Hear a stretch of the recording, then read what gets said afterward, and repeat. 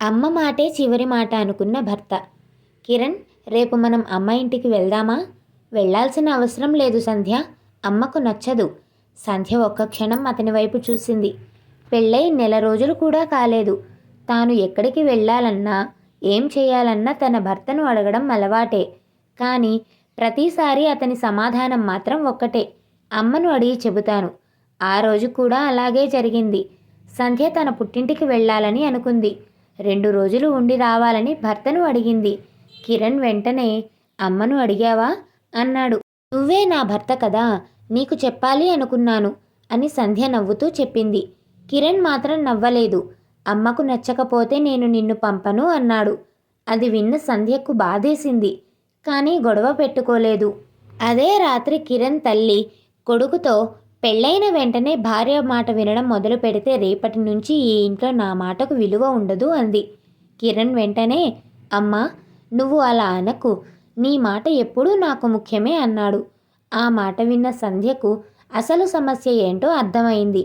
అత్తకు కోడలితో సమస్య కాదు, తన కొడుకు తన మాట వినడం ఆపేస్తాడేమోనని భయం. ఆ రోజు నుంచి సంధ్యను నేరుగా ఎదుర్కోవడం మొదలైంది. ఉదయం ఏ చీర కట్టుకోవాలో కూడా అత్తే చెప్పేది. వంట ఎలా చేయాలో చెప్పేది. కిరణ్ ఇంటికి వచ్చినప్పుడు సంధ్య ఏం చెప్పినా ముందుగా అత్తనే అడిగేవాడు. ఒకరోజు సంధ్యకు జ్వరం వచ్చింది. ఆమెకు విశ్రాంతి కావాలని అనిపించింది. కానీ అత్త మాత్రం ఇంట్లో పని ఉందని చెప్పింది. సంధ్య నెమ్మదిగా పని చేయడం మొదలుపెట్టింది.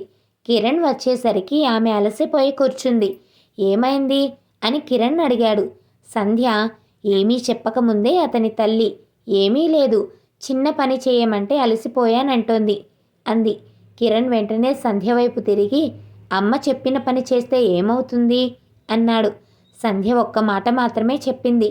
నువ్వు నన్ను అడగకుండానే నిర్ణయం తీసుకున్నావు కదా, నేను కూడా ఇక నీకు ఏమీ చెప్పను. అది మొదటిసారి కిరణ్కు ఆమె మాట గట్టిగా అనిపించింది. కానీ మరుసటి రోజే పరిస్థితి మళ్ళీ మామూలైంది. అత్తకు కావలసింది అదే, కొడుకు తనతో మాట్లాడాలి. భార్య ఏం చెప్పినా ముందుగా తన మాట వినాలి. సంధ్య మాత్రం పోరాడలేదు. ఆమె కిరణ్ను తన వైపు తిప్పుకోవాలని ప్రయత్నించలేదు. బదులుగా అతని ప్రతి నిర్ణయాన్ని గమనించింది. కొన్ని రోజుల తర్వాత కిరణ్ ఒక కొత్త పని అవకాశం గురించి సంధ్యకు చెప్పాడు. అతనికి ఆ అవకాశం చాలా నచ్చింది.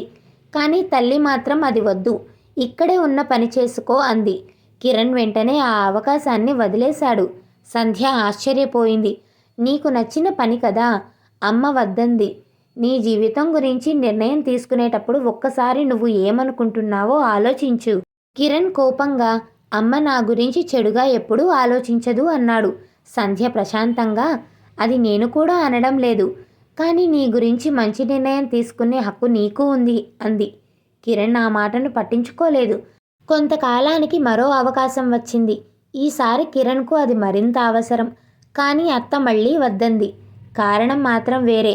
నువ్వు అక్కడికి వెళ్తే సంధ్య కూడా నీతో వస్తుంది. అప్పుడు మనం దూరం అవుతాం. కిరణ్ మళ్ళీ ఆలోచించకుండా ఆ అవకాశాన్ని వదిలేశాడు. ఆ మాట సంధ్య చెవిలో పడింది. ఆమె మొదటిసారిగా అత్తను నేరుగా అడిగింది. అమ్మా, నేను మీ కొడుకుతో వెళ్ళిపోతానని భయపడుతున్నారా? అత్త వెంటనే, నా కొడుకు నన్ను వదిలి వెళ్ళకూడదు అంతే అంది. సంధ్య ప్రశాంతంగా, అతను మిమ్మల్ని వదిలి వెళ్ళాలని నేను ఎప్పుడూ అనుకోలేదు. కానీ అతను తన జీవితాన్ని కూడా వదులుకోవాలని నేను కోరుకోను అంది. అత్త కోపంగా, నువ్వు నా కొడుకును మార్చాలని చూస్తున్నావు అంది. లేదు, ఆయన తనంతట తానే ఆలోచించాలని చూస్తున్నాను. ఆ మాటలన్నీ కిరణ్ విన్నాడు. కానీ అప్పటికీ అతను తల్లి వైపే నిలబడ్డాడు. సంధ్య, అమ్మతో ఇలా మాట్లాడకు. సంధ్య ఒక్కసారిగా నిశ్శబ్దమైంది. సరే అంతే చెప్పి అక్కడి నుంచి వెళ్ళిపోయింది. ఆ రాత్రి కిరణ్కు ఆమె మీద కోపం కంటే ఆమె చెప్పిన ఒక మాటే గుర్తొచ్చింది. ఆయన తనంతట తానే ఆలోచించాలని చూస్తున్నాను. మరుసటి రోజు అత్త మళ్ళీ కొడుకుతో, సంధ్యకు ఎక్కువ స్వేచ్ఛ ఇస్తే రేపు నిన్ను కూడా తన మాట వినేలా చేస్తుంది అంది. కిరణ్ ఏమీ అనలేదు. కొద్దిసేపటి తర్వాత తల్లి, నువ్వు ఈరోజు ఆ పని కోసం వెళ్ళకూడదు అంది.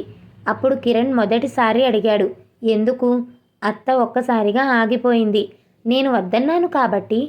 కారణం ఏంటమ్మా? అత్తకు సమాధానం లేదు.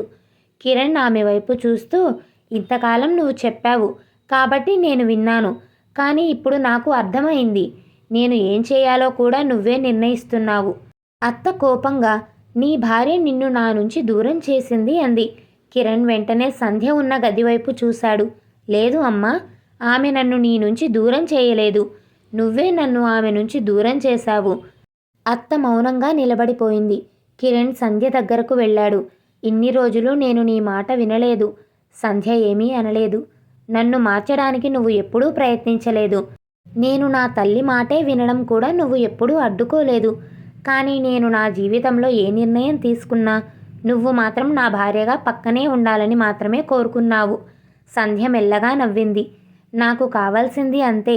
కిరణ్ ఆమె చేతిని పట్టుకున్నాడు. ఇక నుంచి అమ్మ మాట వినడం ఆపను.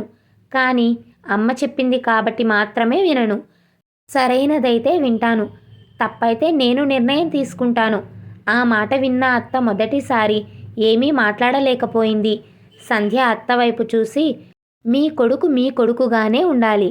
కానీ ఆయనకు భార్యగా నేను కూడా ఆయన జీవితంలో భాగమే. మనిద్దరం ఆయనను మన మాట వినేలా చేయడం కాదు, ఆయనకు తనంతట తానే నిర్ణయం తీసుకునే అవకాశం ఇవ్వాలి అంది. ఆ రోజు తర్వాత ఇంట్లో పెద్ద మార్పు రాలేదు. అత్త ఒక్క రోజులో మారిపోలేదు. కానీ ఒక విషయం మాత్రం మారింది. కిరణ్ ఇక అమ్మ చెప్పిందా అని అడగలేదు. ముందుగా నువ్వు ఏమనుకుంటున్నావు అని తన భార్యను అడగడం మొదలుపెట్టాడు. ఈ స్టోరీ కనుక మీకు నచ్చినట్లయితే వీడియోని లైక్ చేసి షేర్ చేసి ఛానల్ని సబ్స్క్రైబ్ చేసుకోండి. స్టోరీ మీకు ఎలా అనిపించిందో కామెంట్ చేయండి.